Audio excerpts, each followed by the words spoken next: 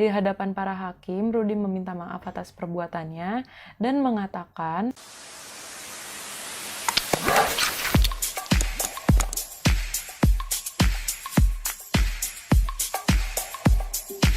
"Hai semuanya, selamat datang di YouTube video aku.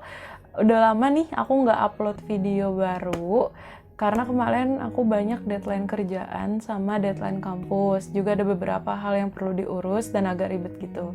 Kalau nggak salah, terakhir tuh 2 bulan yang lalu itu kasus Bling Ring dan sebelumnya Setiabudi 13. Terus sekarang tuh udah agak melonggar, jadi aku udah sempat riset untuk video baru, yaitu tentang kasus warga negara Indonesia yang terjadi di Amerika Serikat.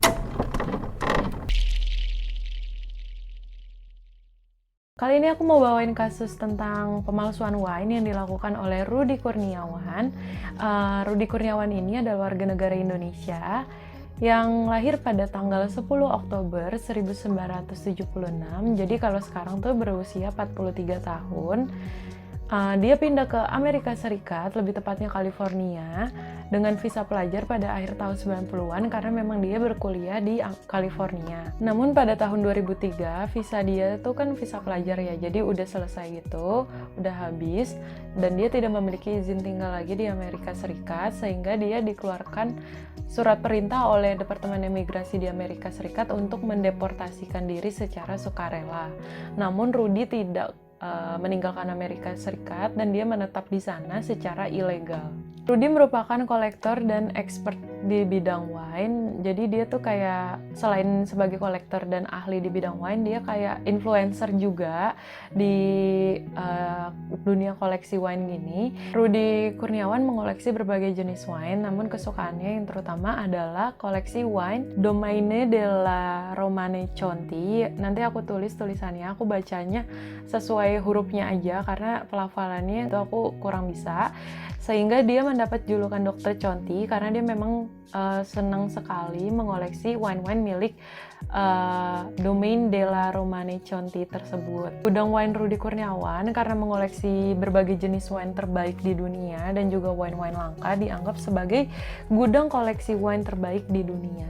Nah, jadi pada saat tahun 2003 sampai tahun 2006 gitu, si Rudy Kurniawan ini menjual koleksi wine-nya melalui rumah lelang Ecmeral & Condit, dan dia berhasil menjual koleksi wine-nya selama tahun 2003 sampai 2006 ini sebesar 35 juta US dollar, dan dia mendapat pinjaman dari rumah lelang Ecmeral & Condit tersebut untuk ya maksudnya untuk bisnisnya ini loh, untuk bisnis jual koleksi wine. Jadi dia dapat pinjaman untuk kayak mungkin dibelanjakan untuk beli-beli wine lagi yang akan nanti dijual oleh dia. Pada tahun 2008, Ecmeral & Condit kembali mengadakan lelang yang menjual koleksi Domaine Ponsot milik Rudy Kurniawan. Jadi sebelum lelang itu kan biasanya rumah-rumah lelang wine gitu akan mengfoto dan mendapatkan informasi-informasi yang akan dikumpulkan menjadi satu katalog untuk diberikan kepada peserta atau calon peserta. Dan katalog ini sampai kepada winemakernya Domaine Ponsot, yaitu Laurent Ponsot. Dan di katalog bulan April tahun 2008 tersebut, Laurent Ponsot menemukan beberapa informasi janggal dari katalog tersebut. Yang pertama, di dalam katalog tersebut akan menglelang wine Clos de la Roche, tahun pembuatannya tuh tahun 1929. Nah, itu wine milik Rudy Kurniawan. Tapi wine tersebut sebenarnya baru pertama kali diproduksi itu pada tahun 1934. Dan kemudian Ponsot menemukan wax, lem, dan pembeli atas wine-wine milik Rudy Kurniawan di laman Domaine Ponsot tersebut tidak sesuai dengan apa yang mereka produksi gitu loh. Mereka kan juga punya catatan ini penjualan wine tersebut kepada siapa gitu loh. Karena kalau wine-wine premium gitu memang diproduksinya itu terbatas, jadi kayak pembeli-pembelinya pun masih bisa dicatat oleh perusahaan yang memproduksi wine tersebut. Kemudian lelang tersebut akan menjual wine Clos Saint-Denis yang dibuat tahun 1945, 1949, 1966 dan 1971.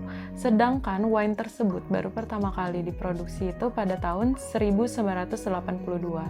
Jadi dari katalognya aja udah kelihatan banget kalau koleksi wine Ponsot yang akan dijual di lelang tersebut adalah palsu, dan wine-wine tersebut adalah milik Rudi Kurniawan. Menyadari wine produksinya dipalsukan, kemudian Ponsot menginvestigasi dan mendatangi lelang tersebut dan meminta untuk wine domain Ponsot yang akan dilelang tersebut ditarik gitu loh. Jadi jangan dijual karena merupakan wine palsu. Nah, kemudian dia menanyakan siapakah pemilik dari wine tersebut. Nah, ya udah dapet tuh informasinya kalau pemiliknya itu adalah Rudi Kurniawan. Setelah itu Ponsot mendatangi Rudi Kurniawan, tapi bukan untuk kayak menuduh, melainkan kayak untuk mencari informasi. Jadi Ponsot ini tuh masih memiliki asumsi belum tentu Rudi itu ingin menjual wine palsu. Bisa aja Rudi ini tuh memang juga korban penipuan wine gitu. Setelah Ponsot bertemu dengan Rudi, dia bertanya kepada Rudi dari mana dia membeli wine tersebut. Dan Rudi menjawab bahwa dia tidak mengingat dari mana dia membeli wine tersebut karena begitu banyak wine yang sudah dia beli dari berbagai tempat, dari berbagai penjual, dan juga berbagai jenis wine yang sudah dia coba. Jadi dia tidak bisa mengingat wine tersebut dia beli dari mana. Namun Rudi akan bekerja sama, akan mengatakan kepada Ponsot jika dia sudah menemukan informasi atau mengingat dari mana dia membeli wine tersebut. Kemudian Ponsot menjalin hubungan baik dengan Rudi. Jadi dia tidak kayak menjalin hubungan buruk, tapi dia tetap menjalin hubungan baik sampai dia 1,5 sebulan kemudian mendapat informasi dari Rudi bahwa wine yang dia beli yang palsu tadi itu adalah wine yang dia beli dari Pak Hendra yang berlokasi di Jakarta. Kemudian Rudi memberikan Ponsot 2 nomor telepon yang dapat hubungkan dia kepada Pak Hendra. Namun saat Ponsot menghubungi nomor telepon yang diberikan Rudi, nomor tersebut tidak tersambung dengan Pak Hendra, dan Ponsot menarik tuntutannya terhadap Rudi Kurniawan. Tapi setelah Ponsot menarik tuntutannya pada Rudi Kurniawan harus kembali menerima tuntutan dari Bill Koch. Bill Koch ini adalah seorang kolektor wine. Jadi di tahun 2007 itu sebenarnya Rudi itu udah mulai tertangkap basah menjual wine palsu, tapi tidak diproses lebih lanjut karena mungkin ya kayak tadi dia playing victim juga mungkin ya. Nah, kemudian si Bill Koch ini kan dia punya private investigator tuh. Dia tuh minta private investigatornya untuk mengecek wine milik dia. Dan pas dicek ternyata terdapat 400 botol milik Bill Koch yang merupakan wine palsu senilai 4 juta US dollar. Nah, dari situ tuh beberapa wine tersebut itu adalah milik Rudi Kurniawan. Akhirnya Rudi Kurniawan menerima tuntutan pemalsuan wine lagi dari Bill Koch, dan kali ini sudah melibatkan FBI. Ketika dicek oleh private investigatornya, nomor telepon yang diberikan Rudi ke Lauren Ponsot tersebut ternyata merupakan nomor telepon Lion Air dan Office Management Gajah Mada Plaza. Jadi nomornya tersebut merupakan nomor nomor palsu, bukan nomornya Pak Hendra gitu, melainkan nomor Lion Air sama Office Management Gajah Mada Plaza. Dan setelah dicek oleh FBI, dilakukan background check juga oleh private investigatornya Bill Koch, ditemukan bahwa Rudi Kurniawan ini merupakan ponakan dari Edi Tansil dan Hendra Raharja yang merupakan kasus perampokan dan penggelapan uang Bappindo pada tahun 1993 senilai kurang lebih 780 juta US dollar, dan sampai saat ini masih buron. Sebenarnya udah ditemuin sih di Cina, cuma nggak ada perjanjian ekstradisi atau sedang diproses perjanjiannya, jadi belum bisa ditangkap.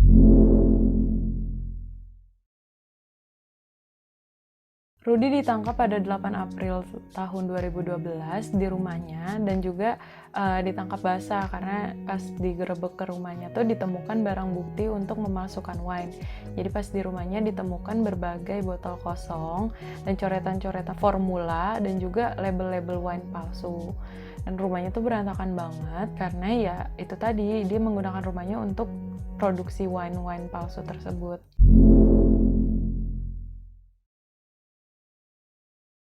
Rudi dijatuhi hukuman selama 10 tahun penjara dan dituntut untuk membayar sebesar 24,8 juta US dollar kepada korban-korbannya.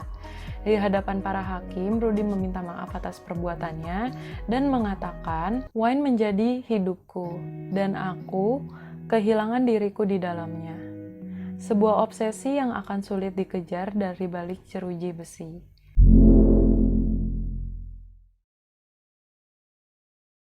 Jadi itu dia cerita tentang Rudi Kurniawan. Kalau kalian kepengen tahu detail tentang kasus Rudi Kurniawan ini, kalian bisa nonton film dokumenter yang membahas tentang dia di Sour Grapes, itu ada di Netflix. Jadi kalian bisa cek habis nonton video ini. Itu di situ diceritain bagaimana detailnya kasus tentang Rudi Kurniawan ini. Film tersebut diproduksi pada tahun 2016, namun pada saat produksinya selesai dan sudah di-launch, kan Rudi ditanya, maksudnya di interview atau diminta memberi tanggapan terkait film ini, dia tidak memberikan tanggapan sama sekali terkait film ini, tapi memang film ini berdasarkan dari cerita saat melakukan tindakan pemalsuan wine tersebut. Jadi demikian informasi terkait kasusnya Rudi Kurniawan. Kalian bisa nonton filmnya habis video ini. Itu bukan Netflix original, tapi aku nontonnya di Netflix. Mungkin kalau kalian punya sumber lain, coba aja dicek, namanya Sour Grapes tahun 2016. Jadi terima kasih banyak telah menonton video ini dan sampai jumpa di video berikutnya. Bye bye.